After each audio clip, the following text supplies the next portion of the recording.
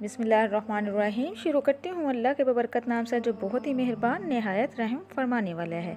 अस्सलामु अलैकुम वरहमतुल्लाहि वबरकातुहू। Welcome to my channel. आपके अपने चैनल पे मैं आपको खुशामदीद कहती हूँ।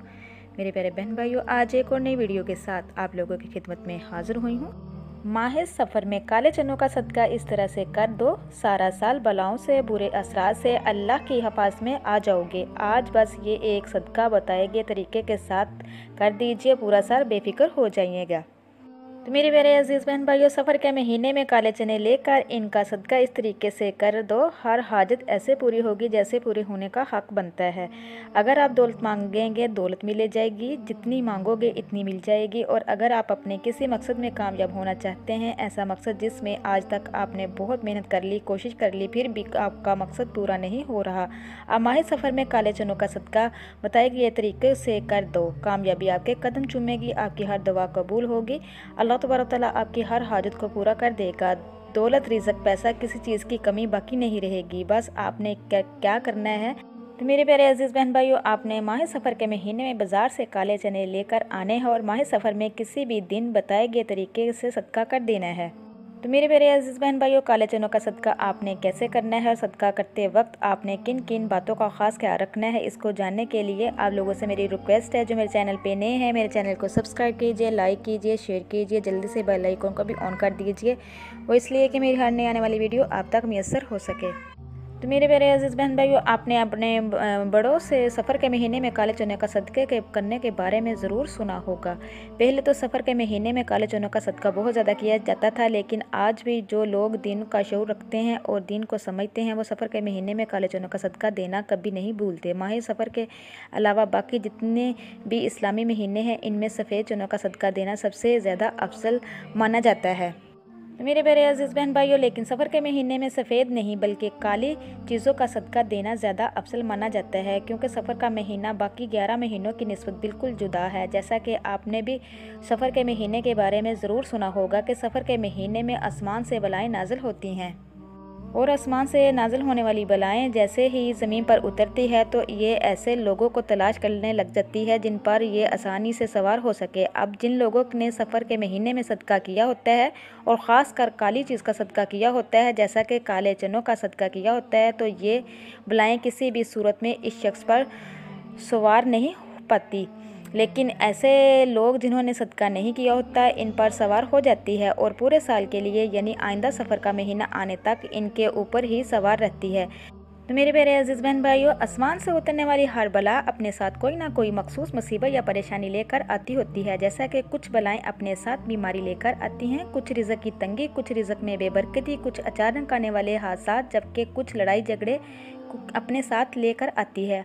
अब अगर किसी शख्स पर एक ऐसी बला सवार हो जाए जो अपने साथ रिज़्क की तंगी लेकर आए, तो शख्स सख्त गुर्बत और रिज़्क की तंगी का शिकार हो जाएगा। फिर वो शख्स जितनी मर्ज़ी कोशिश कर ले, जो मर्ज़ी हिकमत चला ले, कभी भी वो रिज़्क और दौलत के हवाले से खुशहाल नहीं हो पाएगा।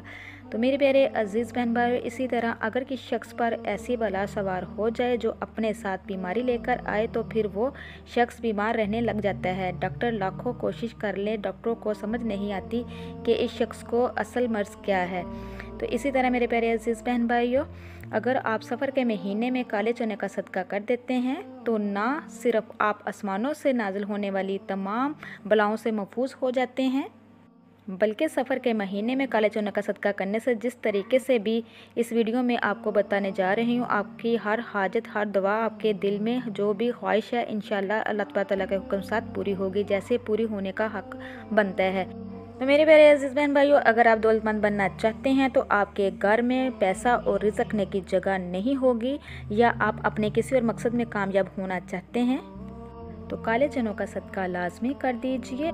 तो मेरे प्यारे अजीज़ बहन भाइयों, आपने सबसे पहले क्या करना है, अगर आपके घर में 1 पाव या आधा किलो काले चने पड़े हुए हैं तो ठीक है।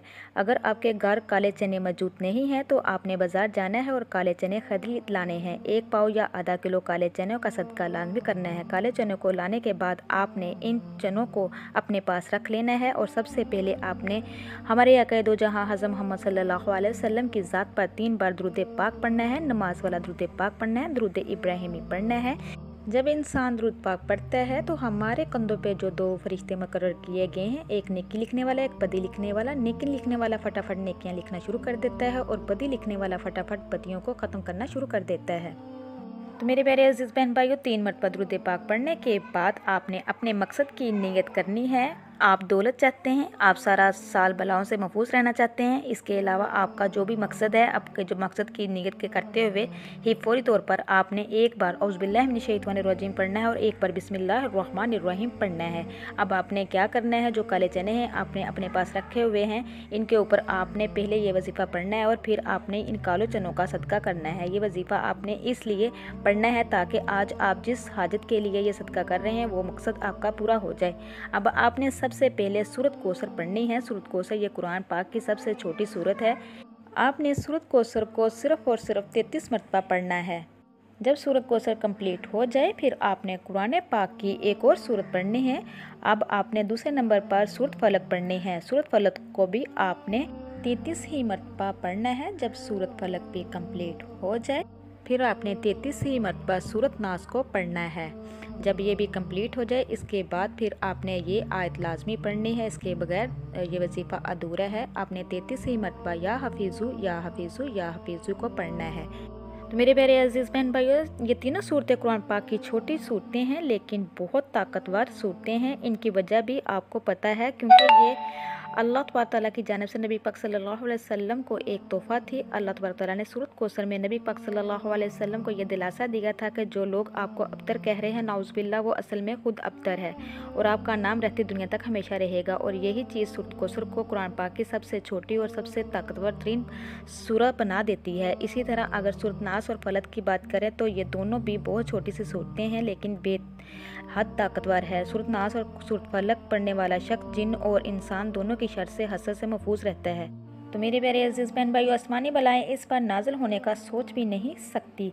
अचानक आने वाली मुसीबत से इंसान मुकम्मल तौर पर महफूज हो जाता है। जब आप तीनों सूरतें बार सूरत कौसर और सूरत फलक और सूरत नास पढ़ लें तो इसके बाद आपने फिर से 3, 7 या 11 मरतबा दुरूद पाक पढ़ना है, जितनी दफ़ा आपने शुरू में पढ़ा होगा। जब आप ये सारा अमल कर ले तो इसके बाद आपने क्या करना है, ये सबसे ख़ास बात है कि आपने करना ये है कि जो आपने अपने सामने चने रखे हुए होंगे इनको आपने सदका कर देना है। काले चनों को आपने सदका किस तरीके से करना है ये भी नोट फरमा लीजिए।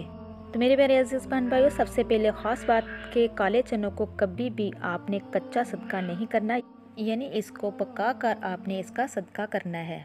मेरे प्यारे अजीज़ बहन भाइयों, काले चनों को उबाल कर आप छोटी छोटी डब्बियों में डालकर भी सदका कर सकते हैं। अब इसका सालन बनाकर गरीबों में रोटी का इंतज़ाम भी करके सदका कर सकते हैं।